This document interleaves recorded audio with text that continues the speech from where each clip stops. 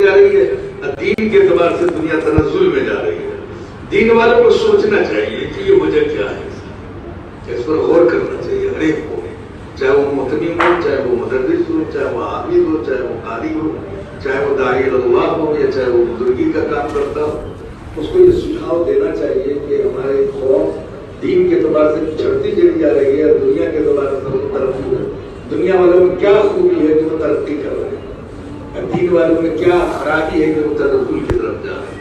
ہم نے ابھی ایک داعیہ لکھا ہے، اگر آپ کو مل جائے داعی تو آپ لوگ پڑھیے گا، جس میں ہم نے لکھا ہے کہ غیر مسلم کافر بالخصوص یورپ والے کیوں بڑھ رہے ہیں، کیوں ترقی کر رہے ہیں، کیوں فتح پا رہے ہیں، اور ہم لوگ کیوں پیچھے چلے جا رہے ہیں. سمجھا؟ وہ آپ لوگ دیکھیے گا اس وقت عربی میں، اور میں نے اس کی ایک مثال لکھی ہے کہ ایک آدمی کو دو آدمی کلکتے جا رہے تھے، بمبے جا رہے تھے.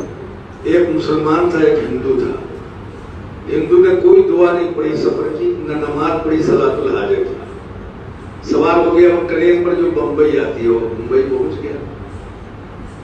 مسلمان جس کو بمبے آنا تھا وہ کلکتے کی گاڑی پر چڑھ گیا، خوب نماز پڑھی، دعا کیا، اللہ سے مانگا، صلاۃ الحاجہ بھی پڑھا، اور وہ کلکتے پہنچ گیا.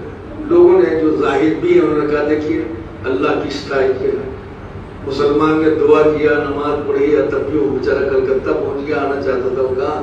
بمبے. اور یہ جو ہے کہ نہیں بمبے آنا چاہتا تھا، بمبے پہنچ گیا غیر مسلم ہو کے، جو اللہ کا منکر ہے. بھائی آپ کو دیکھنا چاہیے کہ جو سبب ہے، سبب کو اختیار نہیں کیا اس نے، جو کلکتہ بمبے آنے کی الٹا مخالفت کے سبب کی. سبب سنت اللہ ہے، اللہ کا بنایا ہوا طبعی قانون ہے جس کے ذریعے وہ کائنات کو چلاتا ہے. آگ آپ چھوڑیں گے آپ جلیں گے. آپ ابراہیم علیہ السلام تھوڑی ہے، آپ نے کہاں ذبح کیا بچے کو، آپ نے خواہشات کو بھی ذبح نہیں کیا. آپ کیسے سمجھتے ہیں کہ اللہ آپ کا ساتھ دے گا؟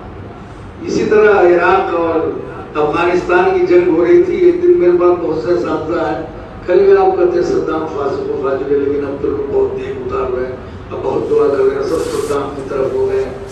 میں نے کہا پوری دنیا کے بزرگ مل کے دعا کریں کہ صدام جیت جائے، تب بھی نہیں جیتے گا. کہلیں کیوں؟ اتنی دعائیں اللہ پاک کے بندوں کی ضائع جائیں گی. میں نے کہا ضائع جائیں گی. ان اللہ کے نیک بندوں نے صدام کو یہ نہیں سمجھایا کہ تیرے پاس چوہے کے برابر طاقت ہے، اور امریکہ کے پاس ایسی طاقت ہے کہ معجزہ دکھا سکتا ہے بغیر کسی تیاری کے. کیوں تو لڑ رہا ہے؟ تم کو سلنڈر کا جانا چاہیے. ٹھیک ہے بھائی، جو تم کہہ رہے ہو وہی کریں. یا تو وہ تیاری کی جائے پھر لڑا جائے، یا وہ تیاری نہیں تو نہیں لڑا جائے. اللہ کی سنت کے خلاف نہیں لڑتا ہے. آپ پہلے تیاری کریں، پھر اللہ سے مانگیں کہ اللہ جتا دینا. اب اللہ جتا دینا، جیسے صحابہ کو جتا نہیں سکتا. تو دنیا میں اسباب اختیار